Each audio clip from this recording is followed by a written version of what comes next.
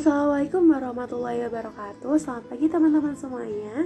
Bagaimana kabarnya hari ini? Alhamdulillahirrahmanirrahim. Semoga dalam keadaan sehat walafiat ya semuanya. Baiklah, sebelum melaksanakan pembelajaran, alangkah baiknya kita melakukan berdoa terlebih dahulu supaya nanti dalam proses pembelajaran kita dapat menerima ilmunya dengan baik, dan semoga ilmu yang dapat kita terima nanti bermanfaat dan berkah buat kita semuanya. Baiklah, kepada ketua kelas silakan untuk memimpin berdoa pada pagi hari ini. Kepadanya saya persilakan. Oke, berdoa selesai, terima kasih. Baik, selanjutnya Ibu akan melaksanakan absensi terlebih dahulu. Di sini apakah ada yang tidak hadir? Sepertinya hadir semua ya, 20 siswa pada kelas ini hadir semuanya. Baiklah, sebelum memasuki pembelajaran, Ibu ingin bertanya terkait dengan pertemuan sebelumnya. Apakah ada yang masih ingat minggu lalu kita belajar tentang materi apa? Ada yang masih ingat? Ya, benar sekali. Minggu lalu kita belajar terkait dengan persamaan reaksi. Kesimpulan dari materi yang kemarin itu, itu ada persamaannya sih dengan materi yang akan kita pelajari pada pagi hari ini. Hubungannya dengan materi yang sekarang. Hari ini karena berhubungan dengan bab stoikiometri, kira-kira ada yang tahu nggak kita akan belajar pada materi apa pada hari ini? Ada yang tahu? Sekarang atau hari ini kita akan belajar terkait dengan hukum-hukum dasar kimia. Oke. Baiklah, selanjutnya Ibu akan menyampaikan terkait dengan kompetensi dasar dan tujuan pembelajaran kita pada materi hukum-hukum dasar kimia. Oke, kompetensi dasar yang akan kita capai yaitu menerapkan konsep massa atom relatif dan massa molekul relatif, persamaan reaksi hukum-hukum dasar kimia, dan konsep mol untuk menyelesaikan perhitungan kimia, dan mengolah dan menganalisis data terkait dengan massa atom relatif dan massa molekul relatif, persamaan reaksi hukum-hukum dasar kimia, dan konsep mol untuk menyelesaikan hitungan kimia. Indikator yang harus kita capai pada kompetensi ini adalah yang pertama, dan menerapkan hukum kekekalan massa, hukum perbandingan tetap, dan dalam perhitungan kimia. Ada menerapkan hukum perbandingan berganda dan dalam perhitungan kimia, dan menganalisis data-data terkait dengan hukum dasar kimia meliputi hukum kekekalan massa, hukum perbandingan tetap, hukum perbandingan berganda, hukum perbandingan volume, dan hukum hipotesis Avogadro dalam perhitungan kimia. Tujuan pembelajaran pada pagi hari ini, yang pertama, siswa dapat menerapkan hukum kekekalan massa, hukum perbandingan tetap dalam perhitungan kimia melalui kegiatan dengan baik dan benar. Selanjutnya ada siswa dapat menerapkan hukum perbandingan berganda dalam perhitungan kimia melalui kegiatan dengan baik dan benar. Yang ketiga adalah siswa dapat menganalisis data-data terkait dengan hukum-hukum dasar kimia meliputi hukum-hukum kekekalan massa, hukum perbandingan tetap, hukum perbandingan berganda, hukum perbandingan volume, hukum hipotesis Avogadro, dan dalam perhitungan kimia melalui kegiatan diskusi dengan baik dan benar. Ibu karena sudah menyampaikan terkait dengan tujuan pembelajaran serta gambaran yang akan kita pelajari, bagaimana apakah semua sudah siap untuk belajar pada pagi hari ini? Sepertinya semuanya udah excited nih ya untuk menerima pembelajaran pada pagi hari ini.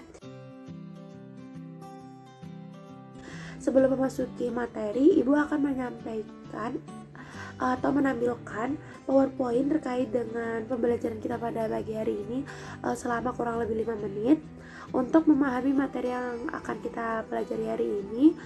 Silakan teman-teman semuanya tugasnya untuk mencermati PowerPoint yang akan Ibu presentasikan atau Ibu tampilkan seperti itu.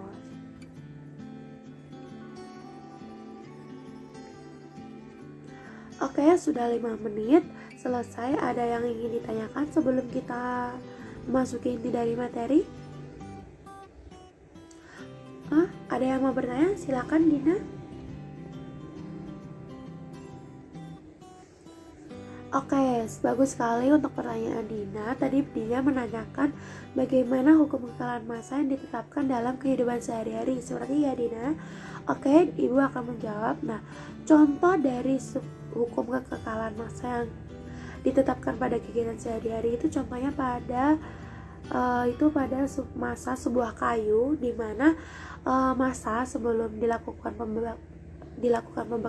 pembakaran pada kayu tersebut itu sama dengan masa kayu yang setelah dilakukan pembakaran.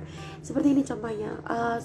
Mungkin teman-teman masih melakukan masak dengan metode tradisional dengan cara membakar kayu. Nah, misalnya ada satu buah balok kayu yang berukuran 1 kg.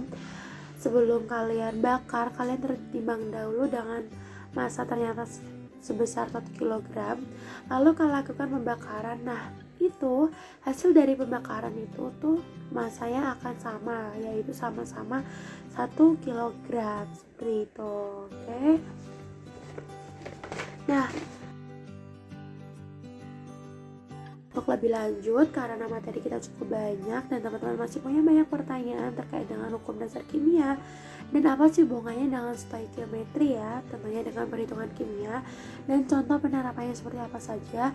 Hari ini kita akan belajar untuk mengerjakan lembar kerja siswa, dimana di situ sudah ada beberapa pertanyaan. Dari ini kita akan menerapkan sistem diskusi.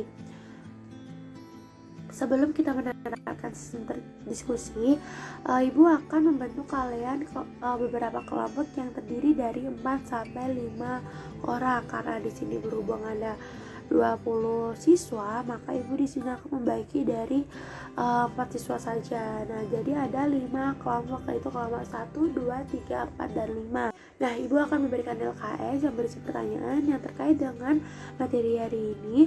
Tugas kalian untuk mengisi dan mengkaji literatur sesuai dengan apa yang akan kalian kerjakan, seperti itu ya. Silakan kalian kerjakan dan Ibu beri waktu selama kurang lebih 20 menit ya. 20 menit, oke?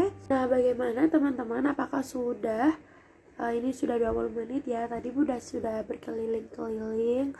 Sepertinya kalian sudah mengisi semuanya LKS terkait dengan pertanyaan dengan materi kita pada pagi hari ini.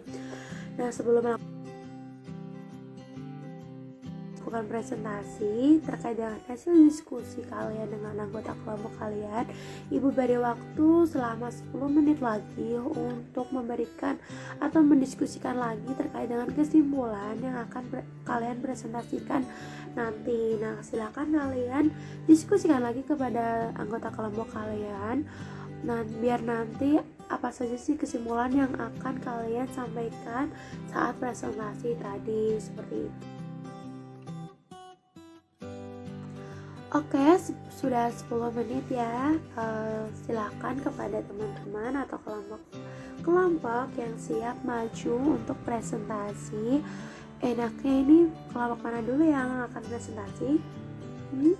Ada perwakilan kelompok yang mau angkat tangan, yang mau presentasi terlebih dahulu? Oke, sebenarnya ada kelompok 2 terlebih dahulu. Silakan kelompok 2 perwakilan ya dari anggota kelompoknya untuk presentasi.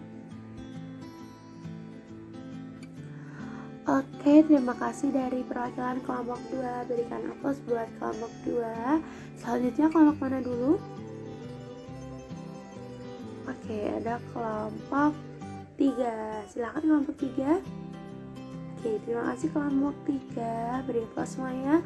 Lanjut ke kelompok kelompok 1. Silakan. Oke, terima kasih kelompok 1. Lanjut ke kelompok 5. Silakan kelompok 5. Oke, terima kasih kelompok 5. Dan yang terakhir yaitu kelompok 4. Silakan. Oke, baiklah, terima kasih kelompok 4. Oke, beri aplaus buat kita semuanya karena presentasi kalian itu hebat-hebat sekali dan bagus sekali. Nah, semuanya sudah maju dan mempresentasikan hasil dari diskusi kelompok masing-masing. Ibu rasa kalian semua sudah paham ya. Nah, sekarang siapa yang mau memberikan kesimpulan dari kegiatan kita pada pagi hari ini? Ada yang mau? Siapa yang mau memberikan kesimpulan? Oke, sebenarnya Rizal mau memberikan kesimpulan pada kegiatan kita hari ini. Silakan Rizal. Oke, Rizal, silakan beri kesimpulan pada materi ini. Ya, terima kasih Rizal. Ibu luruskan ya. Jadi, hukum-hukum dasar kimia untuk stoikiometri ini sangat penting untuk kelanjutan dari materi-materi selanjutnya. Karena di sini berisi perhitungan yang nanti harus kita pahami bagaimana kaitannya dengan stoikiometri dan dengan hukum-hukum dasar kimia. Nah, tadi itu kita sudah mendiskusi ya terkait dengan hukum-hukum dasar kimia. Tadi hukum-hukum dasar kimia apa saja? Yang pertama ada hukum kekekalan massa. Hukum ini berisi tentang atau menyatakan terkait dengan massa total sesuatu bahan sebelum reaksi sama dengan massa total suatu bahan sesudah reaksi. Contohnya itu seperti tadi yang Ibu jelaskan terkait dengan kayu. Massa kayu sebelum dan sesudah dilakukan pembakaran hasilnya sama, semisal 1 kg, nanti hasil setelah pembakarannya juga 1 kg. Yang kedua adalah hukum perbandingan tetap. Nah, hukum ini dituliskan oleh siapa? Ya, Joseph Proust. Nah, hukum ini Joseph Proust ini menyatakan bahwa perbandingan massa unsur-unsur penyusun suatu senyawa selalu tetap. Contohnya ini pada perbandingan massa antara hidrogen dan oksigen dalam air, yaitu sebanyak 1:8. Itu tuh tidak tergantung terkait dengan jumlah air yang dianalisis. Yang ketiga ada hukum perbandingan ganda. Nah, siapa yang mencetuskan hukum ini? Ada yang bisa? Ya, benar sekali, hukum John Dalton. Nah, John Dalton ini menyatakan apabila ada dua unsur yang membentuk lebih dari satu senyawa, perbandingan massa unsur lainnya dalam senyawa merupakan bilangan bulat dan bilangan sederhana. Contohnya hidrogen bereaksi masing-masing 1 gram. H2O akan mengandung 4 gram oksigen dan 8 gram pada H2O atau hidroksid peroksida. Lanjut. Oke, lanjut yaitu hukum Gay-Lussac atau hukum perbandingan volume, di mana hukum ini dicetuskan oleh siapa? Ya, benar sekali, Joseph Gay atau Gay-Lussac. Nah, pada hukum ini menyatakan bahwa memberikan kesimpulan bahwa perubahan volume itu dipengaruhi oleh suhu dan tekanan. Yang terakhir adalah hukum Avogadro atau hukum hipotesis Avogadro yang menyatakan bahwa partikel unsur tidak selalu berupa atom yang berdiri sendiri, melainkan bisa berbentuk molekul unsur seperti ini. Contohnya, ada yang tahu nggak apa sih berbentuk molekul unsur itu seperti apa? Ada yang tahu? Nah, benar sekali, ada O2, H2, N2, dan lain sebagainya. Nah, berdasarkan pemikiran tersebut, Avogadro menjelaskan hukum Gay-Lussac dan membuat suatu hipotesis. Maka hukum ini adalah disebut dengan hukum hipotesis Avogadro yang menyatakan sebuah hipotesis pada tekanan dan suhu yang sama, perbandingan gas yang mempunyai jumlah volume yang sama akan mempunyai jumlah molekul yang sama pula. Seperti itulah hipotesis Avogadro. Bagaimana teman-teman? Apakah bisa dipahami? Oke, selanjutnya teman-teman bisa mempelajari sendiri di rumah masing-masing bagaimana perhitungan dari hukum-hukum tersebut. Nah, bagaimana tuh hukum-hukum tersebut dalam penerapannya dalam kegiatan sehari-hari, apa hubungannya dari hukum-hukum tersebut dengan stoikiometri, seperti itu ya. Nah, jangan lupa teman-teman semuanya untuk belajar pada materi selanjutnya, yaitu terkait dengan konsep mol dan perhitungan kimia. Nah, itu tuh ada hubungannya dengan materi pada bab stoikiometri, seperti itu. Oke, teman-teman tetap semangat dan jangan mudah menyerah dan putus asa dalam suatu pembelajaran, dan jangan mudah capek-capek untuk belajar, karena belajar itu merupakan salah satu bagian dari menuntut ilmu. Nah, sebelum Ibu mengakhiri kegiatan pada pagi hari ini, alangkah baiknya kita baca alhamdulillah bersama-sama. Alhamdulillahirrabbilalamin. Semoga pada pertemuan kali ini ilmu yang Ibu sampaikan, diskusi yang kalian lakukan itu dapat diterima dengan baik dan dapat selalu dipelajari dengan baik ya. Nah, terima kasih teman-teman semuanya. Ibu akhiri, wassalamualaikum warahmatullahi wabarakatuh.